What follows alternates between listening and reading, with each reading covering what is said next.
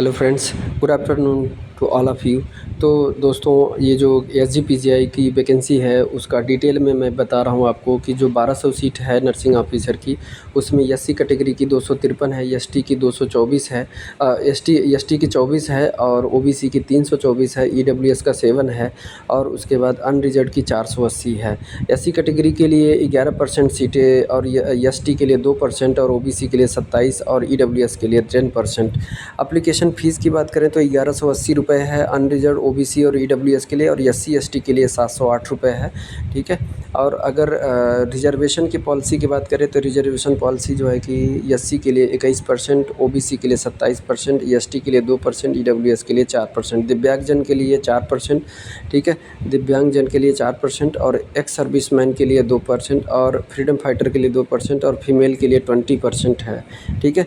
Domicile Uttar Pradesh का होना चाहिए। अगर इन रिजर्वेशन पॉलिसी का फ़ायदा उठाना चाहते हैं तो आपके पास डोमिसाइल होना चाहिए उत्तर प्रदेश का, और नहीं तो अगर बाहर के हैं आप तो कंसीडर किए जाएंगे आप अनरिजर्व में, यानी कि जनरल में ही कंसीडर किए जाएंगे और आपको कोई रिजर्वेशन नहीं मिलेगा और फाइट करेंगे जनरल से ही। एज की बात करें तो मिनिमम एज, कम से कम एज 18 साल से होना चाहिए और उसके बाद मैक्सिमम अधिकतम जो है 40 साल होनी चाहिए। क्वालिफ़िकेशन की बात करें तो बीएससी नर्सिंग किए रहें और या तो फिर बीएससी नर्सिंग ऑनर किए रहें, और या तो फिर GNM plus post BSc nursing किए रहें, या फिर पोस्ट बीएससी नहीं किए हैं तो आपके पास जो है कि 2 साल का एक्सपीरियंस होना चाहिए। और अगर बीएससी नर्सिंग है तो आरएम यानी रजिस्ट्रेशन सर्टिफिकेट होना चाहिए स्टेट अपने काउंसिल पे। ठीक है।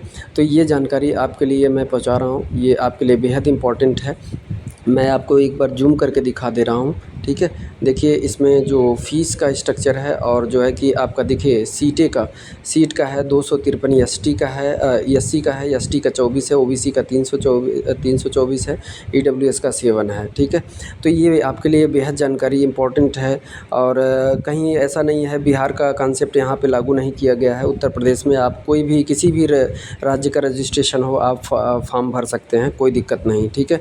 बस ये है कि आपके पास अगर उत्तर प्रदेश की डोमिसाइल अगर है तो आप रिजर्वेशन का भी फ़ायदा ले लेंगे, और नहीं है तो आप अदर स्टेट की डोमिसाइल है तो आपको अनरिजर्व यानी जनरल में कंसीडर किया जाएगा। ठीक है। आप फॉर्म भर सकते हैं चाहे किसी भी स्टेट से हो और किसी राज्य से हो। और दूसरा यह है कि आपके पास रजिस्ट्रेशन किसी भी राज्य का हो। ठीक है। तो ये आपके लिए बेहद ज़रूरी है, इम्पॉर्टेंट जानकारी है जो आप तक मैं पहुंचा रहा हूं। अगर जानकारी अच्छी लगी हो तो चैनल को सब्सक्राइब कर लीजिएगा और ज़्यादा से ज़्यादा लोगों को शेयर कीजिएगा।